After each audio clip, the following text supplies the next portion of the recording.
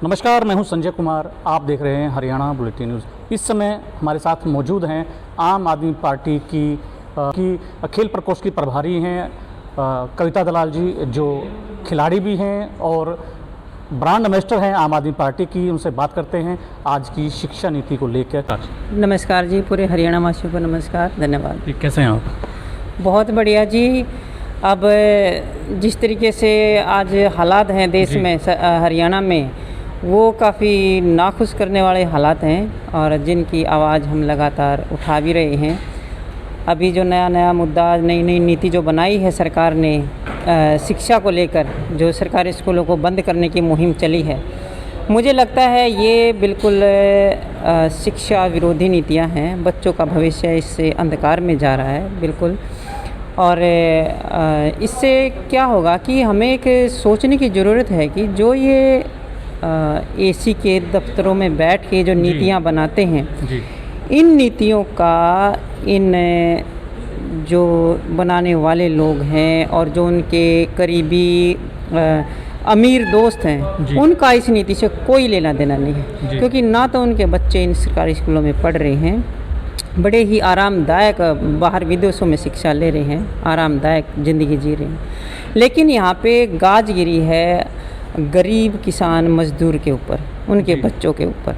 उनका भविष्य किस दिशा में जा रहा है, ये वो लोग सोचने के लिए तैयार नहीं है। अंधाधुंध वो ऐसी नीतियां लेके आ रहे हैं कि आम आदमी जो है वो मजबूर हो गया है। सरकार की नीति है कि भी सबका साथ सबका विकास, इनको आप कहाँ तक ठीक समझते हैं? ये सिर्फ कागजों में नीतियां हैं। अब इनकी एक नीति अगर मैं कहूँ, बेटी बचाओ बेटी पढ़ाओ, अगर ये इस तरीके से स्कूलें बंद कर रहे हैं, गांव में सुविधा है तो लड़कियां थोड़ा सा अपने आप को समर्थ समझती हैं जाने में, अगर दूसरे गाँव में जाना पड़ेगा लड़कियों का तो बंद हो जाएगा, फिर इनकी ये सारी नीतियाँ धरी की धरी रह जाएंगी।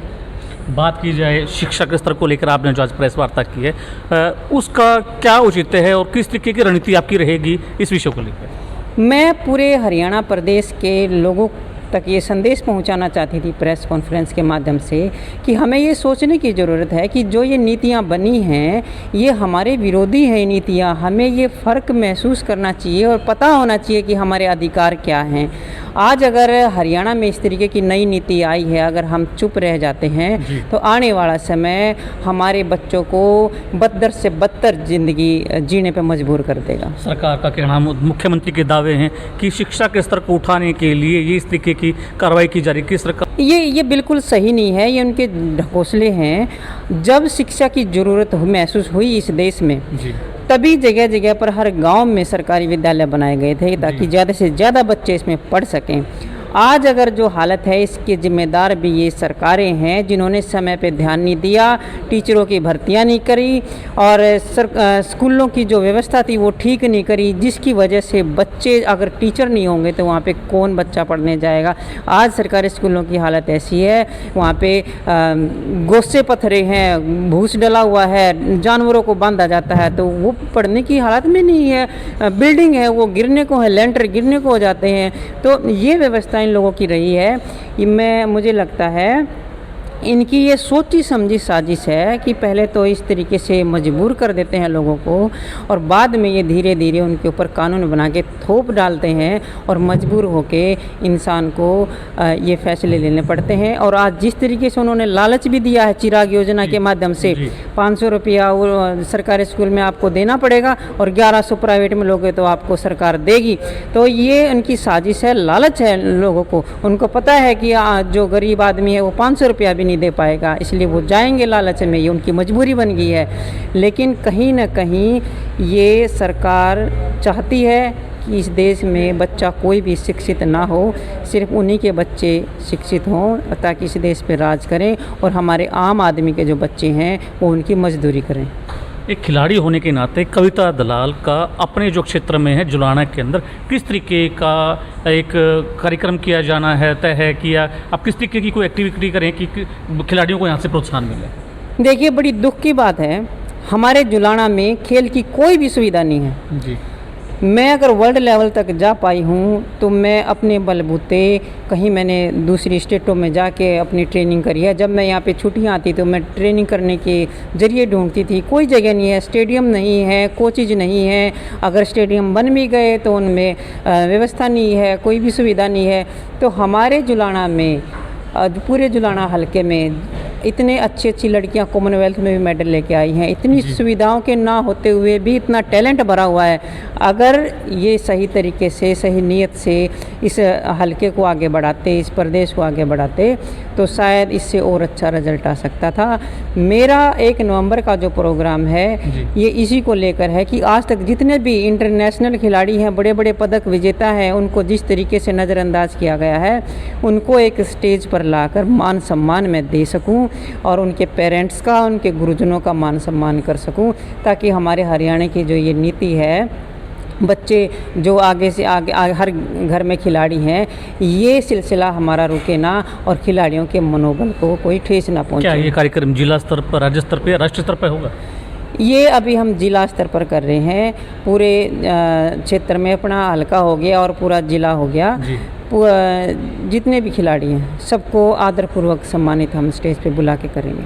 उस कार्यक्रम में किस बड़ी राजनीतिक या कोई खिलाड़ी जगत से कोई किसी सेलिब्रिटी के आने की संभावना है? देखिए, ये एक ऐसा मंच होगा जहाँ पर सभी खिलाड़ी इकट्ठे होंगे, उनके अभिभावक इकट्ठे होंगे और मंच पर आज जो आप दिल्ली की सरकार देखेंगे, अरविंद केजरीवाल जी जो खेलों के लिए इतने अच्छे कदम उठा रहे हैं, उन्होंने स्पोर्ट्स यूनिवर्सिटी भी बना दी है। इस तरीके के जो आने वाले समय में खिलाड़ी को क्या क्या सुविधाएं दी जाएंगी, किस तरीके से हरियाणा को खेलों में और आगे बेहतर तरीके से बढ़ाया जाएगा, वो सारी बातें मंच के माध्यम से हमारे आम आदमी पार्टी के जो उच्च अधिकारी हैं, उच्च जितने भी वरिष्ठ नेता हैं, वो पहुंचकर सभी खिलाड़ियों को मोटिवेट करेंगे, उनका मार्गदर्शन करेंगे। क्या इसमें गुरुजन भी शामिल रहेंगे खिलाड़ियों? गुरुजन सबसे पहले रहेंगे, क्योंकि गुरु के बिना ज्ञान नहीं होता और वो गुरु ही हैं जो खिलाड़ी को उसको तराशते हैं और हमारे देश का नाम रोशन करते हैं। खिलाड़ी को, गुरु को और उनके माता पिता को। हमारे चैनल के माध्यम से जुलाना की जनता के लिए क्या संदेश है? जुलाना की जनता से मैं ये कहना चाहती हूँ कि आप सब, आज तक जो भी होता आया है आप सबके सामने है और अगर आप इस व्यवस्था को बदलना चाहते हैं तो ये फैसला आपको लेना है कि आपको अपने भविष्य की डोर किसके हाथों में देनी है, क्योंकि ये प्रत्यक्ष दिखाई दे रहा है कि सिर्फ एक आम आदमी पार्टी देश की पहली पार्टी है जो आम आदमी के हितों के लिए लड़ रही है और उनके लिए काम कर रही है। और ये हमारा जो हरियाणा का भविष्य भी बदला जा सकता है, इसकी व्यवस्था भी बदली जा सकती है आने वाले 2024 के चुनाव में। ये फैसला आपको करना है कि आपके बच्चों का भविष्य कहाँ पर बेहतर होगा।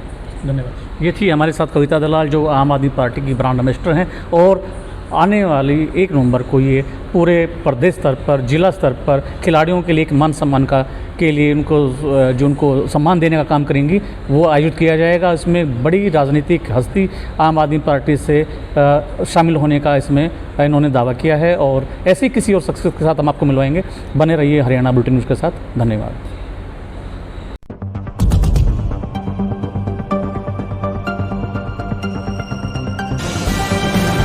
हर खबर का मतलब ब्रेकिंग न्यूज नहीं, हर बहस का मतलब हंगामा नहीं, हर लाइव का मतलब तमाशा नहीं।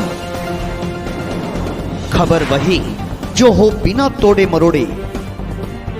हरियाणा की सारी खबरें बिना तोड़े मरोड़े अब केवल हरियाणा बुलेटिन पर। सीधी बात, नो बकवास।